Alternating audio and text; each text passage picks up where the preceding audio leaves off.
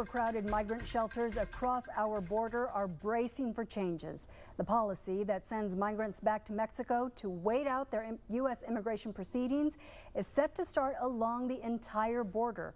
Channel 5's Valerie Gonzalez explains how shelters are preparing. Mexico is under deadline. A deal they signed with the U.S. asked them to reduce the influx of migrants coming over. Today, the government migrant shelters in Mexico are preparing for what the binational deal will mean to them. Tamaulipas border towns became a bottleneck for asylum seekers after the zero-tolerance policy a year ago.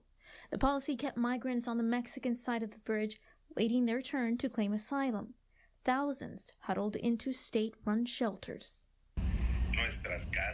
Our house is offering migrant help. The shelters are completely full. They're over capacity. The director of Tamaulipas Migrant Institute, Jose Carmona Flores, says they help migrants waiting to cross and Mexican nationals recently deported. Tight housing and tightly regulated borders pushed many to go through ports of entry to request asylum. The Migrant Protections Protocol was created to address that kind of immigration. It will send many asylum seekers back to Mexico to wait immigration proceedings. Mexico recently agreed to allow the program's expansion from 4 cities to the whole U.S.-Mexico border. Carmona says they expect overcrowded shelters will face new challenges. We had hoped that slowly they were going to start leaving because they intended to cross into the U.S. But now we're learning they're going to be waiting on the Mexican side. Mexico's federal funding to border states was severely impacted in the current budget. Today, Carmona says they heard help is coming. The shelter will receive federal help directly, and the federal government will, through their National Institute of Migration, will be in charge of new shelters. Mexico's president announced this morning the federal government will eventually create federally run shelters. Carmona says for now, Tamaulipas will have new federal partners to prepare for longer-term migratory residents.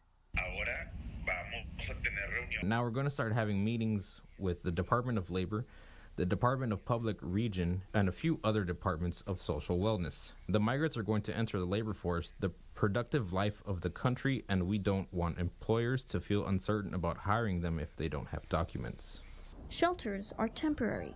The waiting process under this policy can take over a year.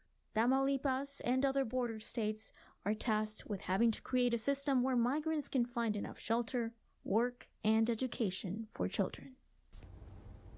As of now, Carmona Flores tells us they have not received any migrants under the new migrant protection protocols in Tamaulipas.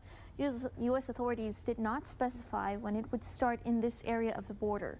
Mexico's agreement, signed to ward off terrorists, established a 45-day deadline to reduce migration numbers. In the studio, Valerie Gonzalez, Channel 5 News at 6.